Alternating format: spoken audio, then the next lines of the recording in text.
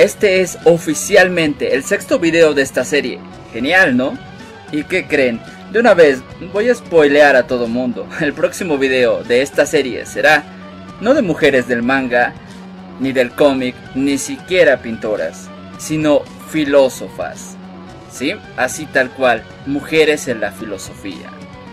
Así que bueno, antes de más spoilers, como no sé, el próximo video de malos dibujantes, mejor vamos con el video.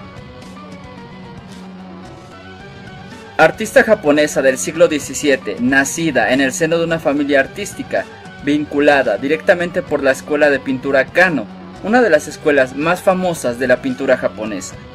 Kiyohara fue instruida desde pequeña, primero por su padre, también pintor, y posteriormente, y gracias a ese vínculo, por otros artistas importantes de la misma escuela. Esta rica y vasta instrucción daría como fruto un estilo fino y elegante, muy en consonancia con la escuela Kano. Su pintura, además de reflejar a mujeres famosas e importantes de la historia, se enfocaría a la naturaleza y las estaciones del año.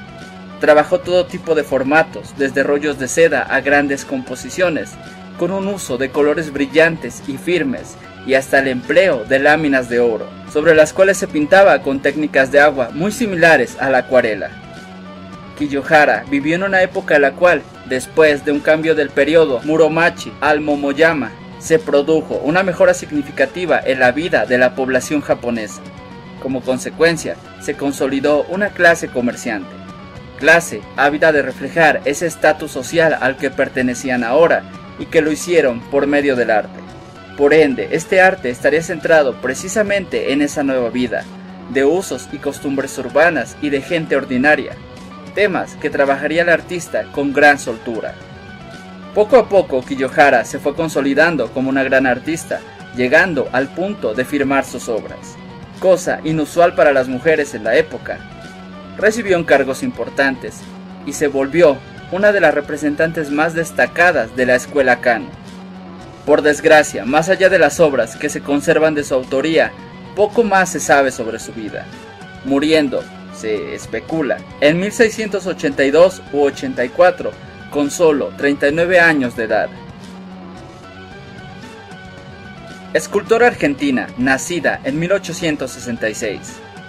Sus primeros años transcurrieron con normalidad estudiando en un colegio laico, y ya cerca de los 20 años, tras la llegada de un pintor italiano a su pequeña ciudad natal, Santiago Falcucci, para impartir clases de arte, ella destacó rápidamente como alumna, sobresaliendo particularmente en el dibujo.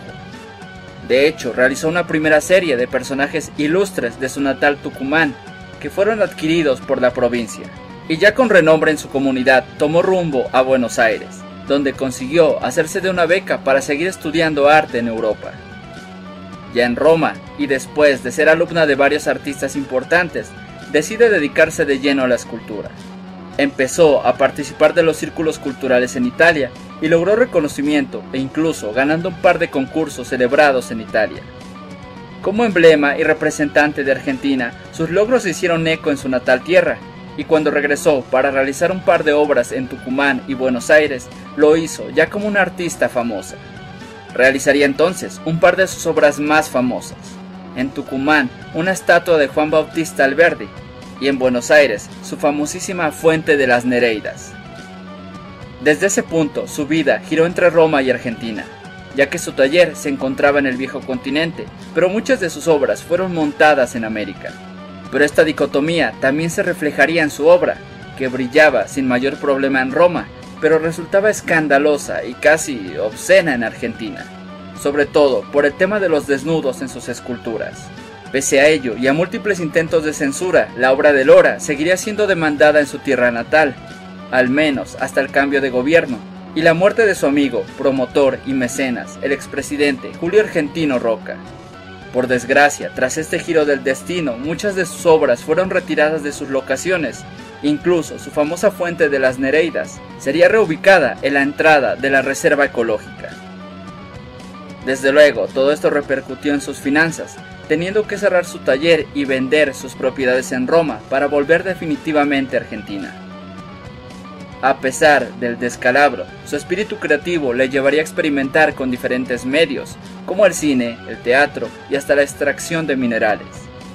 Desgraciadamente, no conseguiría brillar de nuevo y tras estar bajo el cuidado de sus sobrinas por años, moriría en 1936.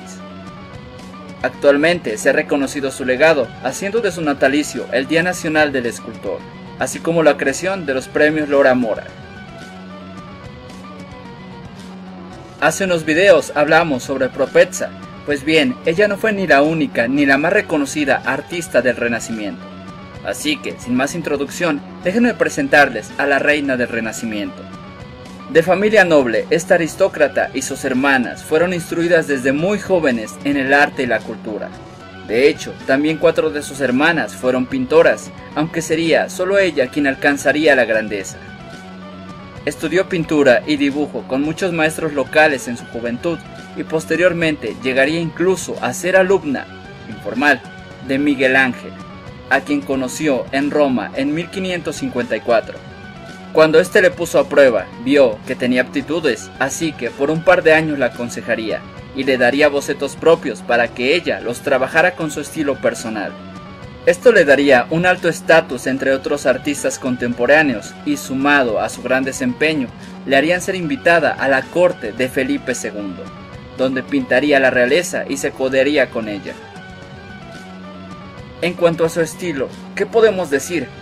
De aire muy renacentista, con un talento especial para captar la personalidad de sus retratados en sus miradas, con un especial cuidado en el detalle, sobre todo en las ropas, y un dominio de la figura infantil que no le pedían nada al de sus mejores y más reconocidos contemporáneos. Su obra se enfocó al retrato más que a cualquier otro tema, incluso a los religiosos. Con el tiempo se casaría y enviudaría y se volvería a casar. Juntando una pequeña fortuna podría montar su propio taller, donde el clero, la aristocracia, colegas suyos y aprendices solían frecuentarla. Y, contrariamente a muchos artistas trágicos, moriría dejando una buena fortuna, habiendo experimentado el reconocimiento en vida y ya entrada en años. Perfecto ejemplo de que no toda la vida es morir de borracho a los 30 sin un centavo en el bolsillo.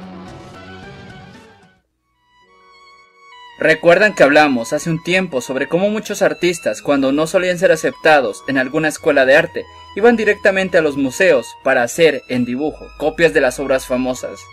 Bueno, pues Mary Cassatt fue precisamente una de esas artistas, aunque en su época, por ahí de 1860, no la aceptaban, no por ser mala artista, sino por ser mujer. Pero retrocedamos un poco.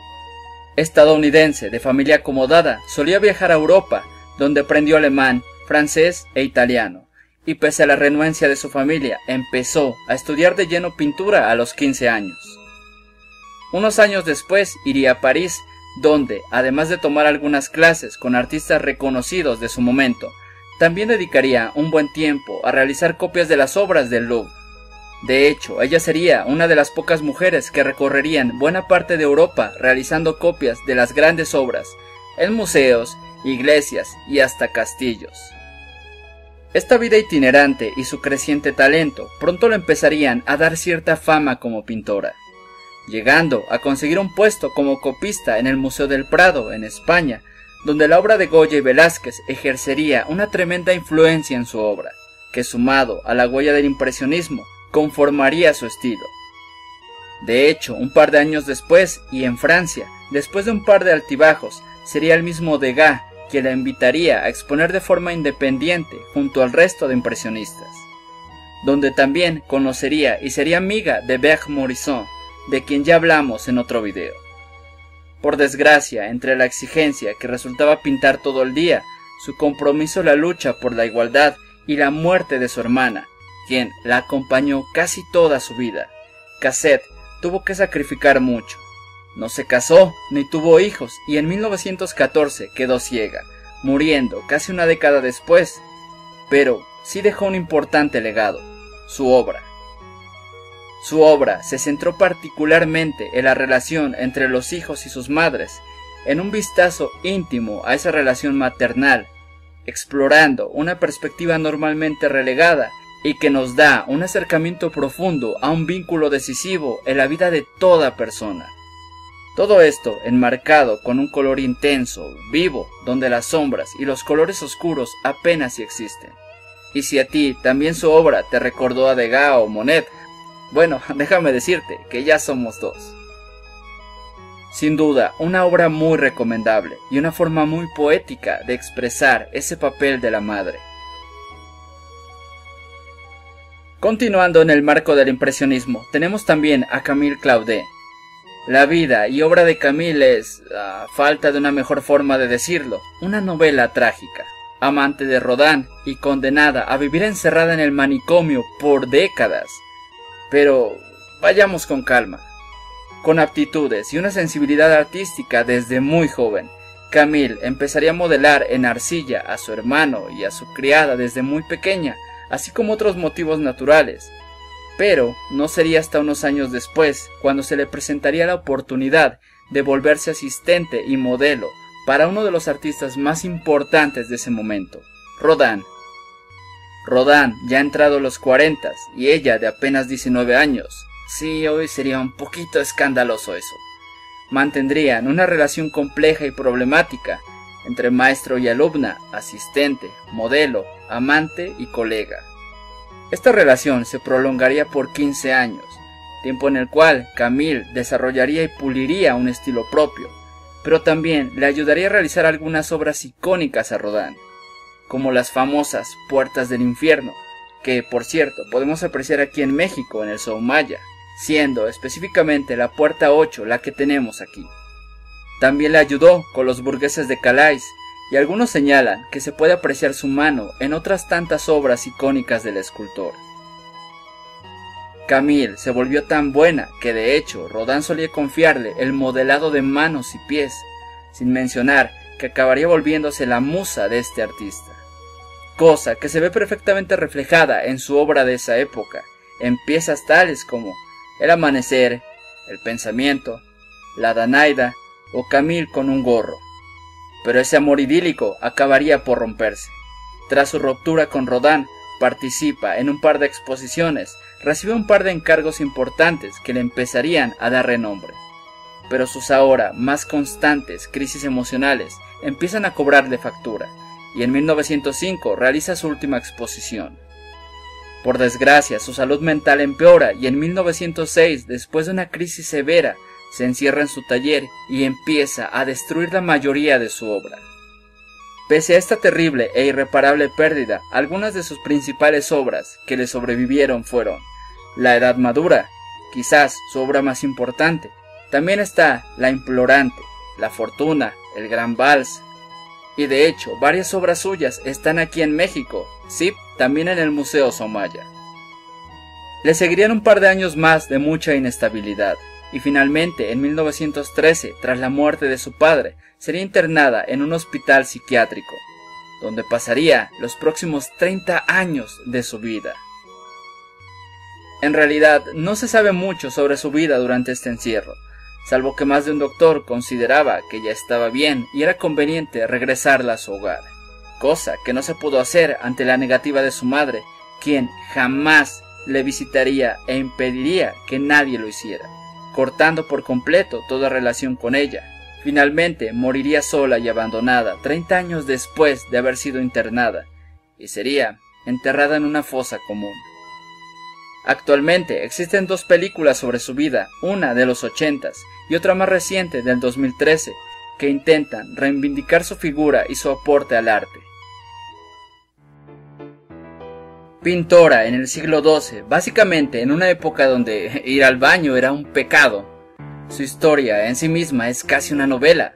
Se dice, aunque algunas fuentes no están de acuerdo, que fue entregada como dote a la iglesia a los 7 u 8 años y tomada bajo el cuidado de una santa, quien la instruiría. De hecho, tal sería la reputación de su mentora y de ella misma, que inspiradas por ambas, otras mujeres se les unirían, llegando a formar un pequeño monasterio femenino. Desde luego, su instrucción religiosa continuaría, pero alrededor de los 15 años empezaría a tener visiones. visiones que en una época donde quemaban a otras mujeres por cosas tan estúpidas como tener un lunar, sí, así las cosas, las suyas, fueron tomadas en serio. Empezó a redactar sus visiones, y estas a su vez las fue acompañando cada vez más con ilustraciones propias.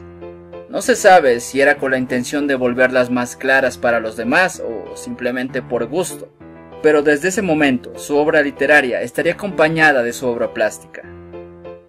Continuaría redactando estas visiones por décadas, y algunas de ellas llegarían hasta el mismo Papa Eugenio III, que las aprobaría y hasta autorizaría su publicación.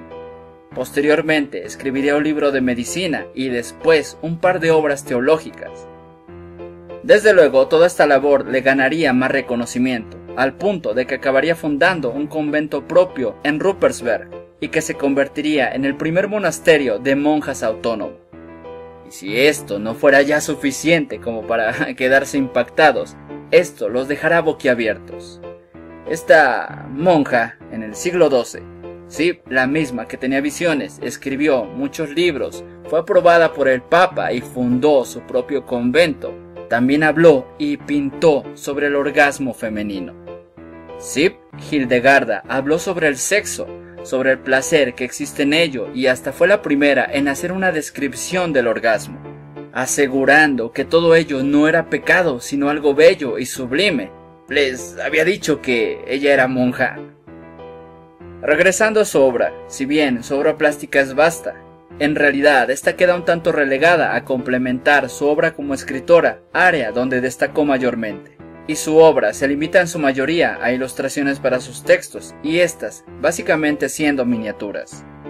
Pero es la suma de todas estas virtudes la que le da este puesto en el video. Pocas personas, ya no mujeres sino personas en general, pueden jactarse de haber sido tan aplaudidas por el clero, aún hablando del sexo, teniendo visiones y siendo escritora, en una época donde pensar era casi un pecado. Desde luego, y con el tiempo, sería santificada oficialmente el 10 de mayo del 2012, y el Papa Benedicto XVI le otorgaría el título de doctora de la Iglesia. ¿Saben quién más tiene un título de doctor de la Iglesia? Tomás de Aquino, para que se den una idea. Así que si algún día tienen que ponerle una veladora a algún santo, bueno, ella me parece la mejor opción. Y recuerden amigos, si hay algún artista de quien les gustaría que habláramos en un futuro video de esta serie, solo déjenlo en los comentarios. Y antes de irnos, quisiera invitarlos a ver, suscribirse, compartir y apoyar el canal de Wikisebas, un excelente canal de ciencia, y que necesita de nuestro apoyo en estos momentos. Así que si tienes unos minutos y quieres conocer un excelente canal sobre ciencia, solo busca su link en la descripción del video. Y si puedes apoyar al proyecto también, bueno, sería increíble.